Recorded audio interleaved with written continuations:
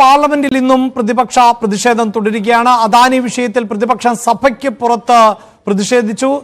R Kiran Babu ആണ് വാർത്തയുടെ വിശദാംശങ്ങളുമായി ചേരുന്നത്. ഇപ്പോൾ സഭാ നടപടികൾ പുരോഗമിച്ചുകൊണ്ടിരിക്കുകയാണ്. ലോക്സഭയിൽ കഴിഞ്ഞ ദിവസം അവതരിപ്പിച്ചത് ദുരന്ത നിവാരണ ഭേദഗതി ബില്ലിന്മേൽ ഉള്ള ചർച്ചയായിരുന്നു.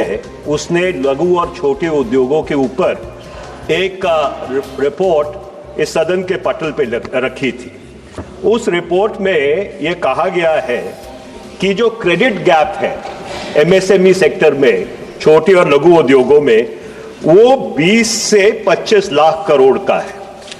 सिर्फ 40% ऐसे छोटे और लघु उद्योग हैं जो औपचारिक वित्तीय संस्थाएं हैं उनसे फाइनेंस लेते हैं, और इस चीज से निजात पाने के लिए उस रिपोर्ट में ये सिफारिश की गई थी कि जैसे आपके किसान क्रेडिट कार्ड्स हैं उसी तरह से आपके व्यापार क्रेडिट कार्ड्स की स्कीम को शुरू किया जाए।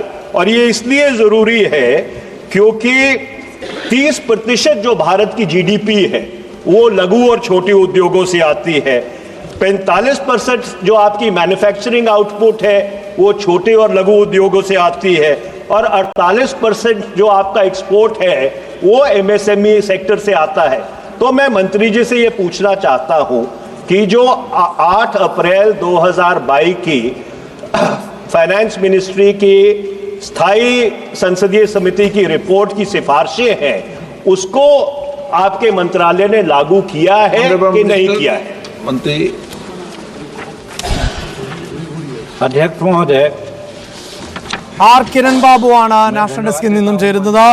കിരൺ, നേരത്തെ പ്രതിപക്ഷ പ്രതിഷേധം ഉയർന്നിരുന്നു. അതിനുശേഷം ഇപ്പോൾ സഭാ നടപടികൾ സുഗമമായി മുന്നോട്ട് പോവുകയാണോ? രഞ്ജിത്തെ, എന്തായാലും സഭാ നടപടികൾ തുടക്കത്തിൽ കുറച്ച് സമയം ഇങ്ങനെ പോകാൻ സാധ്യതയുണ്ട്. തുടർന്ന് കഴിഞ്ഞ ദിവസങ്ങളെ പോലെയൊക്കെ മാറാനും ഉള്ള സാധ്യത തന്നെയാണ് കാണുന്നത്. എന്തായാലും പ്രതിപക്ഷവും ഭരണപക്ഷവും വിട്ടുവീഴ്ചയ്ക്കില്ല എന്നുള്ള നിലപാടിൽ തന്നെ നിൽക്കുകയാണ്. പ്രത്യേകിച്ച് അസാധാരണമായ ഒരു സാഹചര്യമുള്ളത്, ഭരണപക്ഷം തന്നെ സഭയ്ക്കുള്ളിൽ ബഹളം വെച്ച് സഭാ നടപടികൾ തടസ്സപ്പെടുത്തുന്ന അസാധാരണമായ ഒരു കീഴ്വഴക്കം കൂടി ഉണ്ടാവുന്നു.